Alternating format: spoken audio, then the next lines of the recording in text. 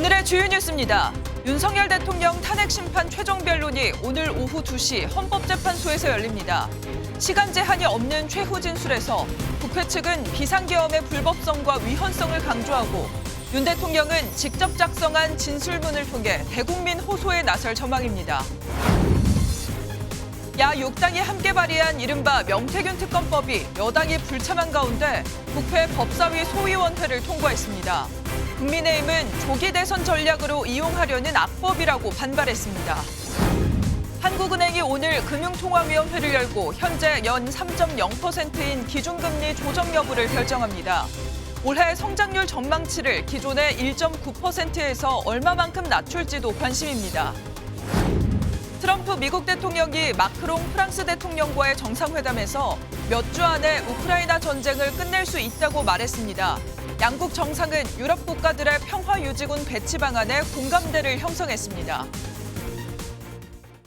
시청자 여러분 안녕하십니까? 오늘은 윤석열 대통령의 탄핵 심판 마지막 변론이 열립니다. 윤석열 대통령은 직접 진술문을 써서 오늘 최후 진술에 나설 걸로 보이는데요. 대통령 측은 밤을 새며 마지막 최후 진술문을 점검한 것으로 알려졌습니다. 대통령의 마지막 대국민 호소가 어떤 결과를 가져올지 오늘 모두의 눈은 헌법재판소를 향하고 있습니다. 굿모닝 MBN 첫 소식은 박규원 기자가 전하겠습니다. 오늘 오후 헌법재판소에서 윤석열 대통령 탄핵 심판 마지막 변론 기일이 열립니다. 이번 기일에는 양측의 종합변론이 2시간씩 이뤄진 뒤 윤 대통령 본인의 무제한 최후 진술이 진행됩니다. 소추위원과 피청구인 본인께 최종 의견 진술 기회를 드리는데 이때는 시간 제한을 하지 않겠습니다. 윤 대통령은 줄곧 비상계엄이 아무런 피해가 없는 경고성 계엄이었음을 강조해왔습니다. 지시를 했니, 지시를 받았니, 이런 얘기들이 마치 어떤 호수 위에 떠 있는 달그림자 같은 거를 쫓아가는 그런 느낌을 좀 많이 받았고요. 이번 최후 진술에서 윤 대통령은 직접 작성한 진술문을 통해 대국민 호소에 나설 것으로 보입니다. 비상계엄의 정당성과 불가피성을 다시 한번 강조하면서도 국민적 혼란을 불러온 것에 대한 유감이나 사과를 표명할 가능성도 점쳐집니다. 윤 대통령 법률대리인단은 자필이 아닌 컴퓨터로 밤새 작업할 예정이라며 당일 오전에 사전 배포할 것이라고 밝혔습니다. 국회 탄핵소추단도 마지막 변론 전략을 점검하며 비상계엄의 불법성과 위헌성을 강조할 계획입니다. 국민들의 목소리로 피청구인 윤석열 대통령을 왜 파면해야 되는지 잘 설명하도록 하겠습니다. 국회에서 탄핵안이 통과된 지 73일 만에 열리는 마지막 변론에서 윤 대통령이 어떠한 메시지를 내놓을지 관심이 집중되고 있습니다. MBN 뉴스 박규원입니다. 과거 진행됐던 두 번의 대통령 탄핵 심판 때를 살펴보면 노무현 전 대통령의 최종 변론에는 약 3시간, 박근혜 전 대통령 땐 6시간이 넘게 걸렸습니다. 당시 두 대통령은 법정엔 직접 출석하진 않았는데요. 과거 최후 변론에서는 어떤 내용들이 나왔고 오늘 변론은 어떻게 진행될지 최희지 기자가 자세히 살펴봤습니다. 정치적 중립 의무를 위반했다며 탄핵 심판을 받았던 노무현 전 대통령의 최종 변론은 3시간가량 진행됐습니다. 재판부가 진술을 제안했지만 국회 측이 대통령의 발언과 측근 비리에 대한 책임 등을 강조하며 2시간 가까이 진술을 이어갔기 때문입니다. 할 대로 했으니까 재판부에서 법대로 하면은 파면 선고가 안 되겠느냐. 반면 노 전 대통령 측은 탄핵 절차의 부당성만 지적하며 30분의 짧은 변론을 마쳤습니다. 어느 쪽의 주장이 더 타당성이 있는지 하는 것은 구경하는 사람들의 눈에도 뻔히 보이는 법입니다. 국정농단 사태 등을 이유로 탄핵당했던 박근혜 전 대통령 최종 변론 땐 6시간 넘는 마라톤 공방이 이어졌습니다. 국회 측은 1시간 14분 동안 탄핵의 정당성을 부각시켰고 피청구인 측에서는 인해 전술 비슷하게 길게 쭉 나왔는데 그것이 재판부를 설득하거나 또 일반 국민을 설득하는 데 큰 도움은 되지 않으리라고 저는 생각을 하고 있습니다. 박 전 대통령 측은 최서원 씨가 국정에 개입한 적이 없다는 등 의혹을 모조리 반박하며 5시간 넘게 탄핵의 부당성을 주장했습니다. 변호사는 주장할 수 있는 모든 가능성에 대해서 다 주장을 해야 되는 겁니다. 오늘은 윤 대통령이 직접 최후 진술에 나서는 만큼 노무현 박근혜 전 대통령 때보다 최종 변론 기일은 좀 더 긴 시간 동안 이어질 것으로 보입니다. MBN 뉴스 최희지입니다. 한편 윤석열 대통령과 국회는 앞서 치러진 10차례 변론에서 치열한 공방을 벌였습니다. 특히 비상계엄 선포의 적법성이나 국회의원 체포 시도 여부 등을 놓고 맞섰는데 이 열띤 공방을 벌인 만큼 바로 이 부분이 이번 탄핵 심판의 핵심 쟁점이 될 것 같습니다. 윤석열 대통령의 운명을 가를 3가지 쟁점은 무엇인지 강용호 기자가 짚어봤습니다. 윤석열 대통령 탄핵 심판에서 가장 핵심이 됐던 쟁점은 비상계엄 선포의 적법성 여부입니다. 포고령에 명시된 정치활동 금지나 의료인 처단과 같은 조항은 물론 비상계엄이 선포된 국무회의의 절차를 놓고도 양측 주장이 팽팽히 맞섰습니다. 국무위원 의사정족수인 11명이 모일 때까지 저희가 다 기다렸고 계엄 선포를 거의 30분 가까이 늦추면서 기다렸던 것이고요. 어쨌든 통상의 국무회의가 아니라는 저의 그 말씀과 그것이 형식적, 실체적 흠결이 있었다고 생각합니다. 국회에 투입된 계엄군의 목적과 국회의원 체포 지시 여부도 핵심 쟁점 중 하나였습니다. 증인한테 데리고 나오라고 지시한 대상이 국회의사당 안에 있는 국회의원들 맞죠? 정확히 맞습니다. 저는 그냥 사람이라는 이런 표현을 놔두고 또 의원이면 의원이지 인원이라는 말을 저는 써본 적이 없습니다. 중앙선거관리위원회에 투입된 계엄군의 목적도 주요 쟁점이었습니다. 윤 대통령 측은 부정선거 의혹에 대한 점검이 목적이었다고 주장했지만 국회 측은 헌법기관 침탈이라고 맞섰습니다. 부정선거 의혹에 대해선 윤 대통령 측이 별다른 증거를 제시하지 않은 가운데 재판관들도 이와 관련한 질의는 하지 않았습니다. MBN 뉴스 강영호입니다. 헌법재판소의 대통령 탄핵 심판 최종 선고가 다가오면서 이 헌법재판소의 공정성을 둘러싼 여론조사도 출렁이고 있습니다.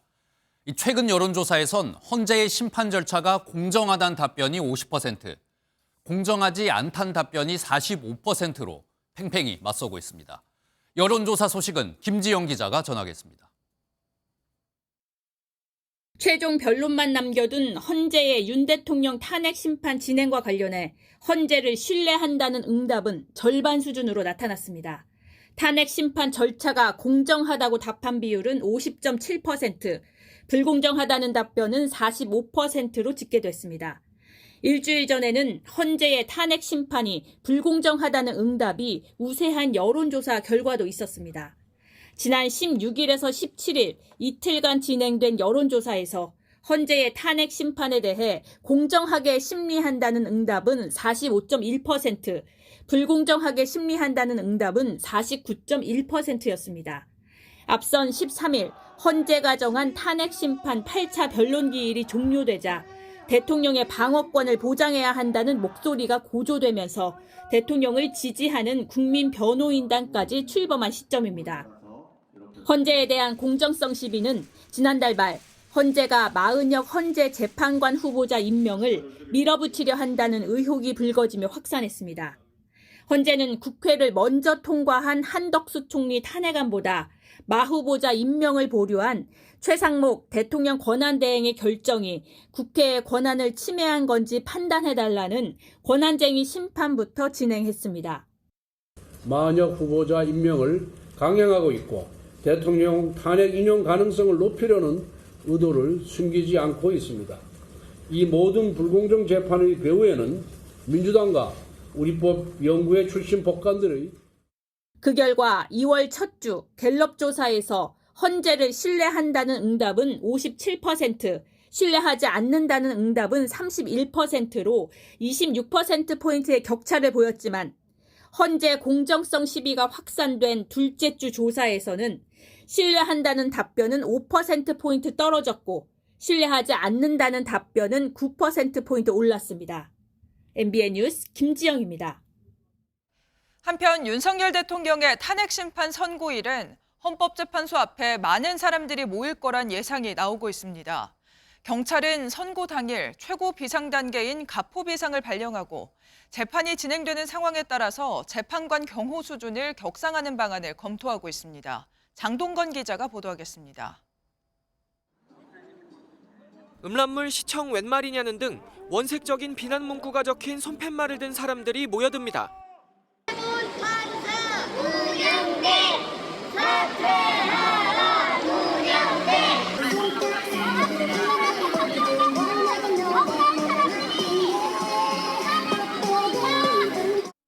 일부 윤석열 대통령 지지자들은 문영배 헌법재판소장 권한대행의 자택으로 알려진 아파트 앞까지 찾아가 사퇴를 촉구하는 시위를 연일 이어가고 있습니다. 그젯밤 11시 반쯤에는 40대 남성이 헌재 앞에 설치된 경찰 바리케이드를 부숴 현행범으로 체포되기도 했습니다.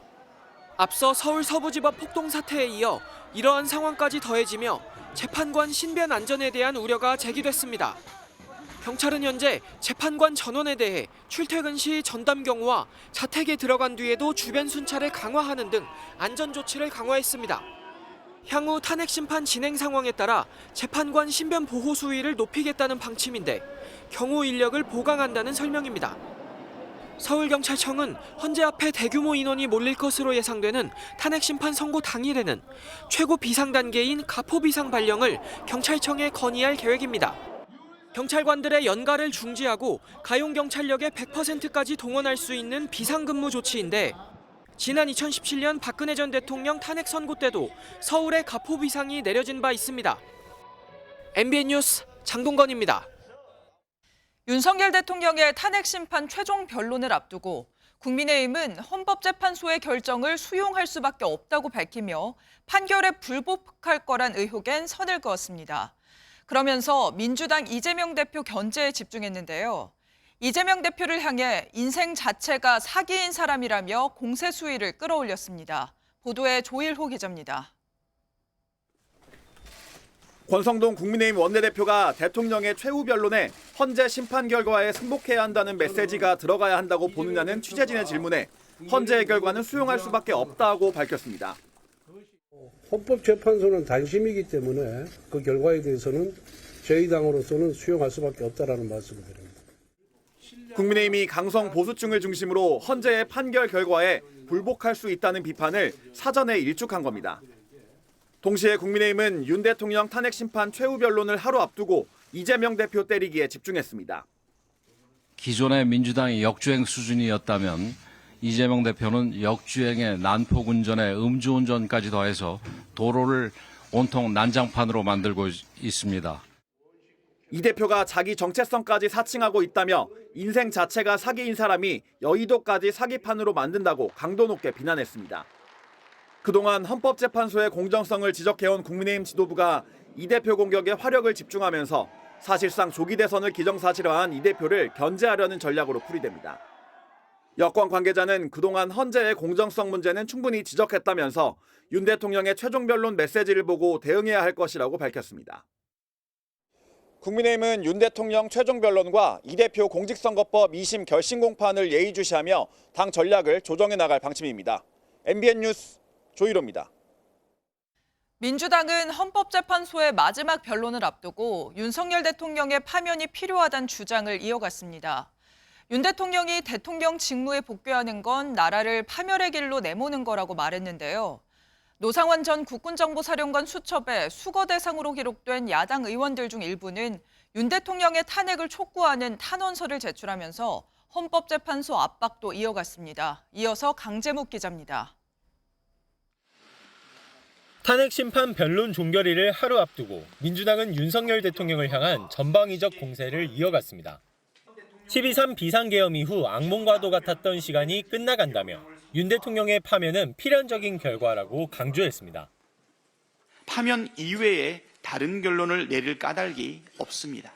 윤석열이 다시 대통령직에 복귀한다는 것은 대한민국을 파멸의 길로 내모는 것이기 때문입니다. 탄핵 기각 결정이 나온다면 언제든 계엄령이 선포되는 나라가 될 것이라며 헌재에 합리적인 결정을 내려달라고 당부했습니다. 심판 막바지까지 헌재를 흔들고 있는 극우 세력과 국민의힘을 향한 비판도 이어졌습니다. 국힘은 탄핵 기각의 망상에서 깨어나십시오. 국힘은 극우 세력과 결탁해서 망상적인 궤변으로 폭동과 백색 테러를 부추기고 있습니다. 윤 대통령 최후 진술에 맞서 헌재 설득에도 나섰습니다. 노상원 전 국군정보사령관 수첩의 수거 대상으로 기록된 야당 의원들이 윤 대통령의 탄핵을 촉구하는 탄원서를 제출한 것입니다. MBN 뉴스 강재묵입니다. 이런 가운데 어제 헌법재판소에서는 김건희 여사의 도이치모터스 주가 조작 의혹을 불기소 처분한 뒤 탄핵 소추된 검사 3명에 대한 마지막 변론이 진행됐습니다. 국회 측은 김 여사에 대한 봐주기식 수사였다고 주장했고 검사들은 사건을 증거와 법리에 따라 처리했다고 반박했습니다. 이 내용은 심동욱 기자가 보도합니다. 헌법재판소가 김건희 여사의 도이치모터스 주가 조작 의혹을 불기소 처분했다는 이유로 탄핵 소추된 검사 3명에 대한 2차 변론 기일을 진행했습니다. 국회 측은 검찰이 김 여사를 대통령 경호처 부속 건물에서 비공개 조사하는 등 봐주기식 수사를 했다고 몰아붙였습니다. 이에 대해 검사들은 김 여사의 경호와 보안을 고려한 결정일 뿐 수사 절차에 문제는 없었다고 답했습니다. 검찰이 김 여사에 대한 압수수색 영장을 청구했다고 허위 사실을 발표했는지를 놓고도 공방이 이어졌습니다. 도이치모터스 주가 조작 사건과 관련해서 김건희 은행 계좌 등에 대한 압수수색 영장을 청구한 사실은 없죠. 코바나 컨텐츠 사건에 도이치모터스와 권오수, 김건희 등이 있기 때문에 압수수색 대상을 보면 도이치모터스의 주주 현황, 주가 상황 등에 대한 압수수색 대상도 기재되어 있었습니다. 최후 진술에 나선 검사들은 충분한 수사를 거쳐 증거와 법리에 따라 내린 결론이라며 탄핵은 사법 시스템에 대한 부정이라고 주장했습니다. 검사가 증거와 법리에 따라 사건을 처리한 것을 두고 그 결과가 마음에 들지 않는다고 해서 사법 불복 절차를 뛰어넘어서 헌법상 극히 예외적으로 행사되어야 할 탄핵 소추권을 어제 2차 기일을 끝으로 헌재는 변론을 종결했습니다. 검사 3명에 대한 헌재의 판단은 다음 달 중순쯤 결론 날 것으로 전망됩니다. MBN 뉴스 심동욱입니다. 오늘 하루 중요한 일정을 소개해드리는 굿모닝 오늘입니다. 어떤 일정이 있는지 함께 살펴보겠습니다. 내란 혐의 진상규명을 위한 국회 국정조사특별위원회가 오늘 마지막 5차 청문회를 개최합니다. 모두 63명이 증인으로 채택된 가운데 여야는 김성훈 경호처 차장의 비화폰 서버 삭제 지시 정황과 공수처의 영장 쇼핑 의혹 등을 놓고 공방을 벌일 전망입니다. 한국은행이 오늘 오전 금융통화위원회를 열고 현재 3.0%인 기준금리를 결정합니다. 오후에는 애초 1.9%로 제시했던 올해 경제성장률의 수정 전망치도 발표합니다. MBN의 인기 서바이벌 예능 프로그램 현역가왕2의 최종 결승전이 오늘 밤 9시 50분에 생방송됩니다. 현역가왕2는 지난해 11월 26일 첫 방송 이후 매회 방송과 가요계에서 주목받으며 화제성을 입증하고 있습니다. 지금까지 굿모닝 오늘이었습니다. 다음 소식입니다. 민주당 이재명 대표는 통합 행보에 박차를 가하고 있습니다. 당내 비명계를 향해서 화해의 손을 내밀고 있는데 어제 저녁엔 대표적 비명계 주자인 김부겸 전 총리와 회동을 가졌습니다. 반대로 국민의힘을 향해선 강한 반감을 숨기지 않는 모습입니다. 이 소식은 안정모 기자가 전하겠습니다. 이재명 민주당 대표가 최근 자신의 행보를 비판하는 국민의힘을 향해 불편한 감정을 숨기지 않았습니다. 저를 보고 무슨 사기꾼, 인생을 사기로 살았네 이런 얘기해요. 국민의 삶을 놓고 하는 정책 토론을 하는데 왜 욕을 해요? 최근 있었던 중도보수 발언 등에 대한 비판이 계속되자 적극적인 반격에 나선 겁니다. 동시에 당내 통합 행보도 이어가고 있는데 이 대표 일극 체제에 대한 비판을 내온 비명계 주자들도 만남 뒤 우호적인 입장을 내놓고 있습니다. 2박 3일 호남 일정을 소화 중인 김경수 전 경남지사도 이 대표 통합 행보에 힘을 실었습니다. 지금은 민주당이 통합의 방향으로 나아가고 있고 더 넓은 민주주의 연대, 탄핵 연대를 만들어 나가고 있는 그런 상황으로 가고 있다라고 생각합니다. 이 대표는 어제 저녁 또 다른 비명계 대권 후보인 김부겸 전 국무총리와 만찬 회동을 가졌습니다. 이 자리에서 김 전 총리는 이 대표에게 개헌 등 정치개혁에 대한 입장을 요구했지만 이 대표는 지금은 탄핵에 집중해야 할 때라고 답한 것으로 전해졌습니다. MBN 뉴스 안정모입니다. 대통령 탄핵 정국이 계속되면서 여권 잠룡들의 대선 행보도 점점 활발해지고 있습니다. 홍준표 대구시장은 만약 조기 대선이 치러진다면 시장직을 사퇴할 것이라며 사실상 배수의 진을 쳤는데요. 당 내부에선 조기 대선 이야기에 선을 긋고 있지만 여권 잠룡들의 몸풀기는 벌써 시작된 모습입니다. 김도영 기자의 보도입니다. 홍준표 대구시장이 사실상 조기 대선을 염두에 둔 본격적인 행보에 나섰습니다. 홍 시장은 자신의 온라인 소통 채널에서 시장직을 유지해달란 요청에 대선이 만약 생기면 시장직을 사퇴할 것이라고 답했습니다. 적어도 그런 상황이 온다라면은 그 정도의 비장한 각오가 아니라면은 이 나라를 정상화시키기 어려울 거라는 그런 의지로 저는 이해하고 있습니다.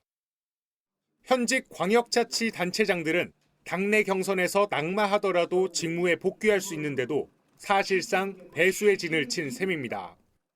다른 여권 잠룡들도 행보를 이어가고 있습니다.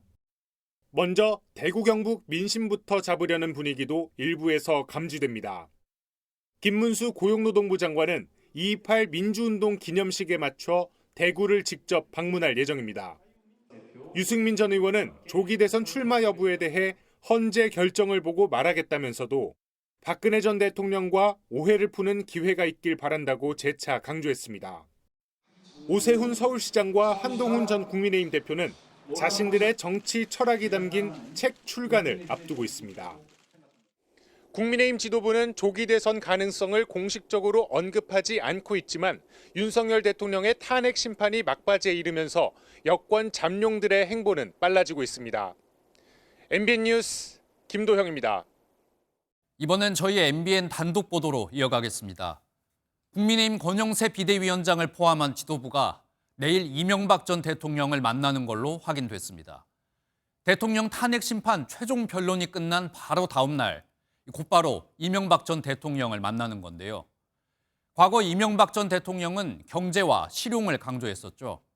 최근 민주당 이재명 대표가 실용주의를 내세우고 있는데 여기에 대응하기 위한 경제 메시지가 나올지 관심입니다. 유호정 기자가 단독 보도합니다.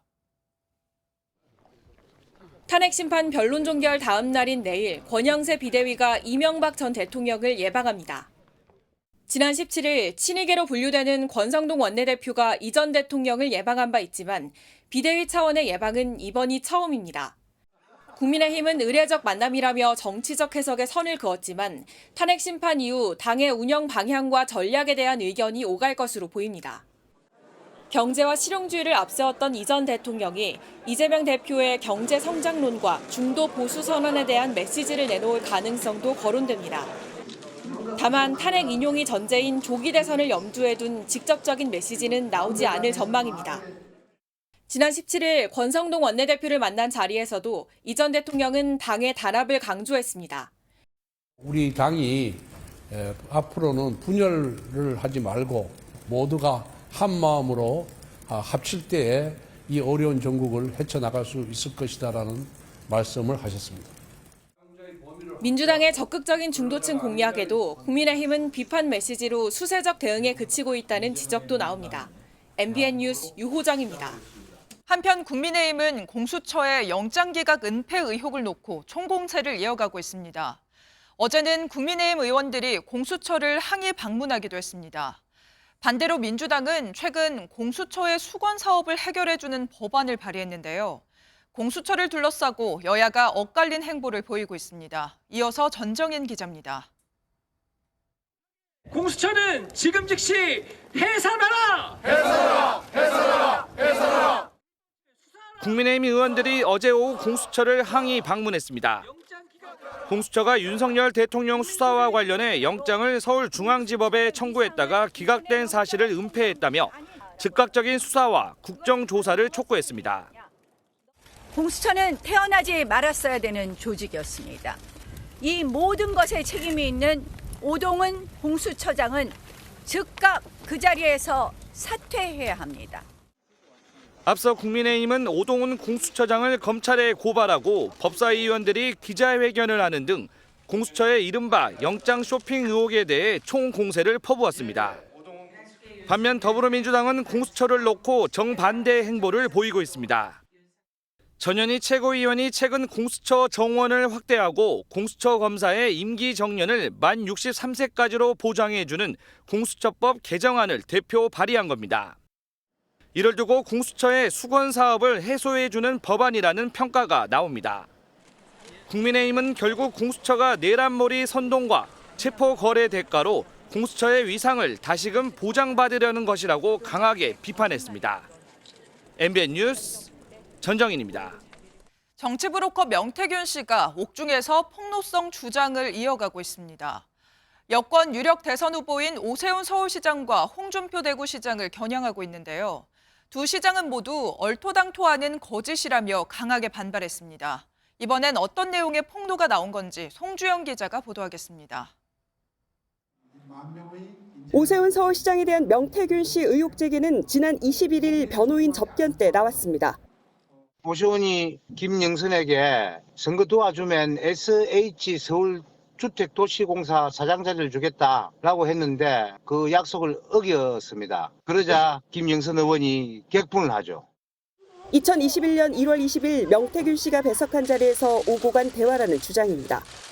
오 시장 측은 완벽한 거짓말이라며 법적 조치를 예고했습니다. 청담동 술자리 가짜뉴스만큼이나 황당한 주장입니다. 지난 서울시장 선거에서 그런 자리를 약속한 적이 없습니다. 홍준표 대구시장에 대해서는 최소 4번 만났다며 날짜와 시간, 참석자까지 특정했습니다. 홍 시장이 명 씨를 만났다고 밝힌 2021년 6월 외에도 2020년에는 조혜진 전 의원, 2021년에는 이준석 의원, 2022년에는 윤석열 대통령과 3명이 만났다는 겁니다. 명태균은 자기 장인보다 자주 만난 사람이 홍준표다라고 했습니다. 홍준표의 이야기대로라면 명태균이가 만난 것은 홍준표가 아니고 홍두깨란 말입니까? 홍 시장 측은 물론 2020년 배석자로 지목된 조혜진 전 의원도 부인했습니다. 저는 매일 그 생활을 시간대별로 일지로 기록을 하는 생활을 하고 있습니다. 5월 6일 일정을 보니까 새벽 5시에 일어나서 밤 12시 반에 취침할 때까지 하루 종일 서울에서만 있었어요. 명 씨 측은 검찰에 증거 자료를 제출했다며 맞서고 있어 갈수록 진실 공방이 치열해지고 있습니다. MBN 뉴스 송주영입니다. 앞서 전해드린 이른바 명태균 의혹의 진상을 규명하기 위해서 어제 민주당은 명태균 특검법을 단독으로 통과시켰습니다. 윤석열 대통령 부부가 여당 공천에 개입했다는 의혹과 여권 주요 정치인들이 여론조사 조작에 연루됐다는 의혹인데 민주당은 모레 국회에서 법안을 처리할 계획입니다. 국민의힘은 오로지 조기 대선에 이용하려는 악법이라며 강하게 반발했습니다. 이어서 정태진 기자가 보도합니다. 더불어민주당 등 야 6당이 법안을 발의한 지 2주 만에 명태균 특검법이 야당 단독으로 국회 법사위 소위를 통과했습니다. 지난 대선 등에서 명태균 씨와 당시 윤석열 후보 부부의 여론조사 조작 의혹과 공천 개입 의혹을 수사 대상으로 삼고 있습니다. 국민의힘은 여당 의원 모두가 수사 대상이 될 수 있는 악법이자 당을 흔들려는 속셈이라 반발하며 표결 직전 퇴장했습니다. 대선용이라고 생각을 합니다. 결국은 무혐의가 입증되고 아무런 죄가 없다는 것이 밝혀지더라도 대선은 다 끝나 있을 것입니다. 민주당은 특검이 절대적으로 필요한 시점이라 주장하고 있습니다. 창원지검은 수사할 생각도 의지도 있지 않았다. 바로 그런 점에서 명태균 특검법이 절대적으로 필요한 시점에 이번 소위를 통과하게 된 것이다. 수사 과정에서 인지한 사건들도 수사 대상에 포함되는데 명 씨와 연루 의혹이 제기된 오세훈 서울시장과 홍준표 대구시장 등 여권의 유력 대선 주자들도 수사를 받을 수 있습니다. 민주당은 모레 본회의에서 특검법을 통과시키겠다는 방침입니다. 하지만 최상목 대통령 권한대행이 거부권을 행사할 가능성이 크다는 관측이 나옵니다. MBN 뉴스 정태진입니다.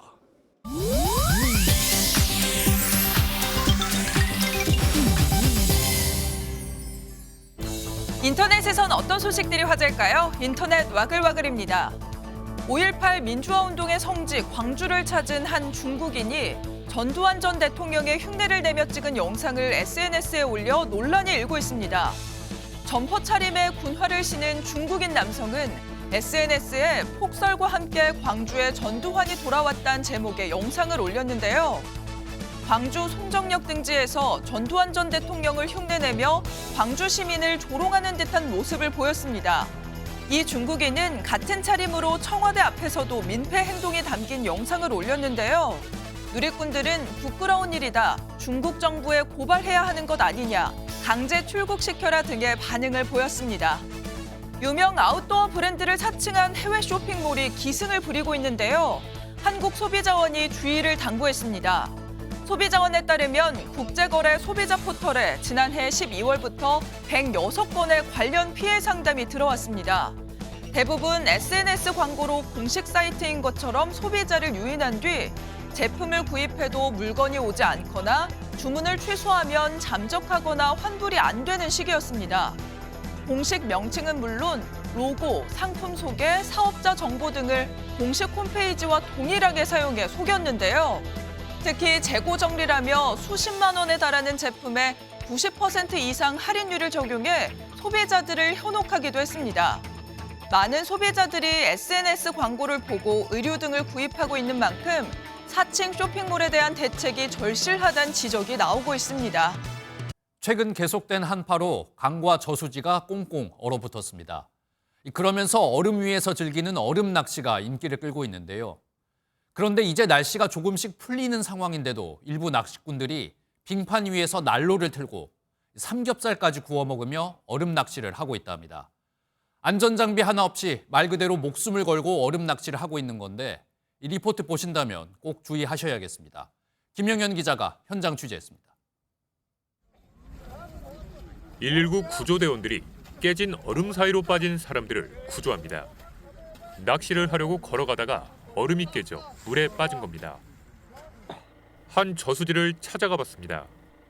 얼음 낚시를 금지한다는 현수막은 있으나 마나 낚시객들이 얼음판에 구멍을 뚫고 빙어 낚시에 한창입니다. 한쪽은 얼음이 녹아 물이 흐르고 있지만 안전장비를 착용한 사람은 보이지 않습니다. 여기는 수심이 낮아요. 여기는 1m밖에 안 돼요.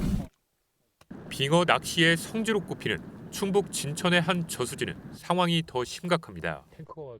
빙판 위에 텐트를 치고 안에서는 난로까지 켠 채 낚시 산매경에 빠졌습니다.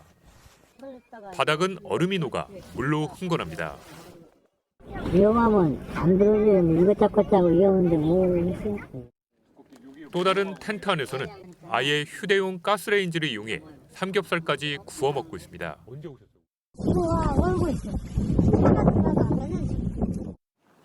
이미 가장자리는 녹아 얼음이 부서질 정도입니다. 평소 낚시객들이 즐겨 찾는 이 저수지의 얼음판이 얼마나 두껍게 얼었는지 측정해 보겠습니다. 저수지 한가운데는 16cm, 가장자리는 4cm밖에 안 돼 언제 녹아 깨져도 이상하지 않을 두께입니다. 일반적으로 빙판 겨울축제를 열기 위해서는 최소 25cm 이상의 두께가 필요합니다. 농어촌공사 직원들이 계도에 나서고 있지만 꿈쩍도 하지 않습니다.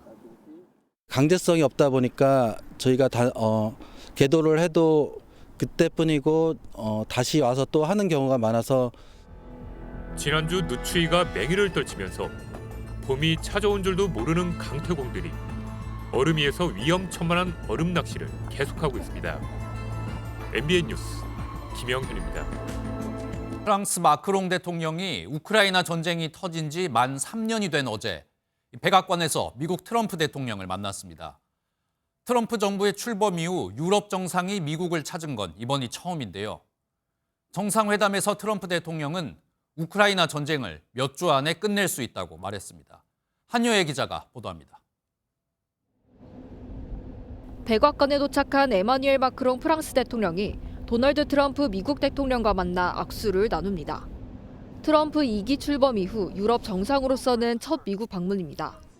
종전 협상이 러시아에 유리하게 흘러갈 우려 속에서 마크롱 대통령은 우크라이나 안전 보장을 위한 유럽 평화유지군 배치를 제안했습니다. Les Européens sont prêts à prendre leur charge sous des formes diverses de soutien à l'armée ukrainienne, de présence y compris pour s'assurer que la paix soit durable. 트럼프 대통령은 푸틴 러시아 대통령도 이를 받아들일 것이라며 일단 유럽 주도의 평화유지군 방안의 뜻을 모았습니다. 전쟁 종식 시점에 대해서는 곧이라고 강조했습니다. I think the work is how soon? Within weeks. 푸틴 대통령과의 만남에 대해서도 적절한 시기에 모스크바를 방문할 생각이 있다고 밝혔습니다. 이런 가운데 사흘 뒤인 오는 27일 키어 스타머 영국 총리가 트럼프 대통령과 정상회담을 이어가며 유럽의 총력 외교전이 펼쳐질 전망입니다. MBN 뉴스 한여입니다.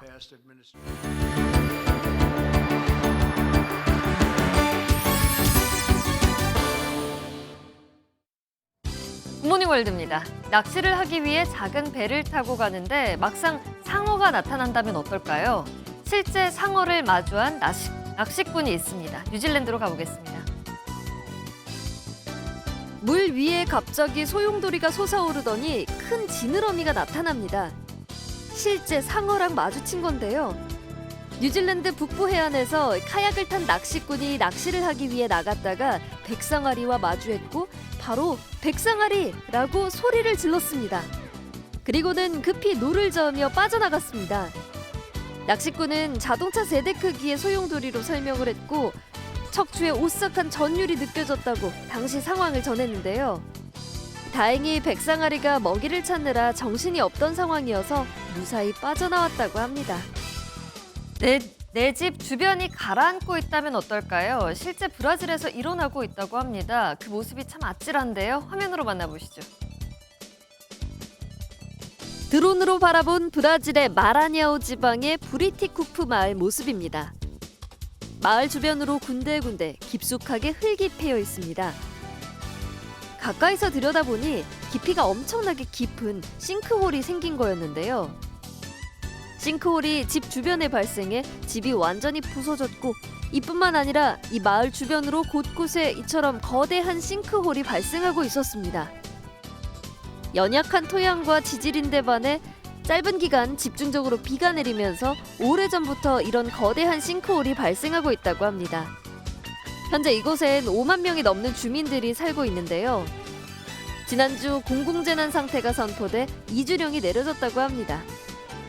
인명피해 없이 무사히 이주하기를 바라봅니다. 공중에 말이 매달려 있다는데요. 말 구출 작전이 한밤중에 펼쳐졌습니다. 미국으로 가보겠습니다. 말이 로프에 매달려 공중에 떠오릅니다. 조명이 말을 비춰주는데 멀리서 보면 마치 UFO처럼 보입니다. 듀스라는 이름을 가진 말이 낮에 길을 달리다가 길 옆에 덤불 아래로 미끄러 떨어졌습니다.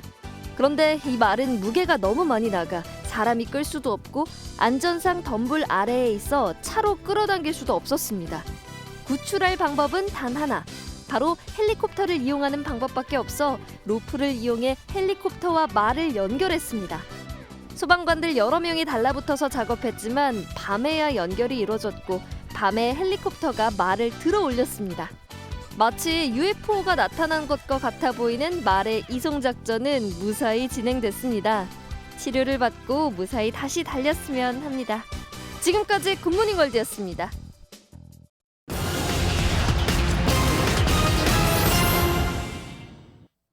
코로나19 사태 후 계속 상승하던 우리 국민들의 삶의 만족도가 4년 만에 하락했습니다. 우리나라는 OECD 38개 나라 가운데 33위로 여전히 하위권에 속했는데요. 삶의 만족도는 소득 수준이 낮을수록 연령은 높아질수록 떨어지는 경향을 보였습니다. 인구 10만 명당 자살률도 27.3명으로 상승해 2014년 이후 9년 만에 가장 높은 수치를 기록했습니다. 지난해 헬스장 10곳 중 한 곳은 가격 표시제를 제대로 지키지 않은 것으로 나타났습니다. 지난 2023년 조사에서도 가격 표시 미이행 비율이 10.7%에 달했는데 여전히 고쳐지지 않는 상황이 계속되고 있습니다. 공정거래위원회는 가격 표시제를 이행하지 않은 헬스장에 대해 과태료를 부과하는 등 소속 조치를 검토하고 있습니다. 고액 아르바이트란 말에 솔깃해 마약류를 국내로 반입하고 유통한 20대 남녀가 검찰에 넘겨졌습니다. 지난해 5월 합성 대마 등 마약류 7.1kg을 밀수하고 유통한 혐의를 받고 있는데 무려 14만 명이 동시에 투약할 수 있는 양을 들여왔습니다. 20대 남녀는 텔레그램에서 활동하는 마약 총책에 고액 아르바이트란 글을 보고 범행에 가담했습니다. 지금까지 굿모닝 경제였습니다. 인간의 모습을 한 휴머노이드 로봇이 일상 속 우리의 일을 대신 해주는 시대 상상만 해왔는데 이젠 그런 시대가 현실로 성큼 다가왔습니다. 더 사람처럼 차가운 금속 피부 대신 따뜻한 옷을 입고 또 로봇 2대가 서로 도와가며 일을 하기도 하면서 갈수록 진화한 모습을 보여주고 있습니다. 정설민 기자가 취재했습니다. 청소기를 돌리고 창문을 닫고 휴머노이드 로봇이 집안일을 척척 해냅니다. 가정에서 함께 생활하는 만큼 차가운 금속 피부 대신 따뜻한 니트 옷까지 챙겨 입었습니다. So if you're somewhere else, you can actually teleport into your robot and do small things in your house. And then work together to put them away. 장을 본 뒤 정리를 부탁하자 달걀과 케첩은 냉장고에, 쿠키는 선반 안에 알아서 넣어둡니다. 서로 물건을 주고받으며 협력하는 모습도 보입니다. 두 가지 로봇 모두 챗GPT 개발사인 오픈AI가 투자한 회사들이 만든 제품입니다. 앞서 테슬라도 가사 도우미 로봇을 내놨고 엔비디아의 협력사도 요리와 다림질 같은 섬세한 작업도 거뜬한 제품을 선보였습니다. 산업용 로봇 개발에 집중해온 빅테크 기업들이 가정용 시장으로 눈을 돌리고 있는 겁니다.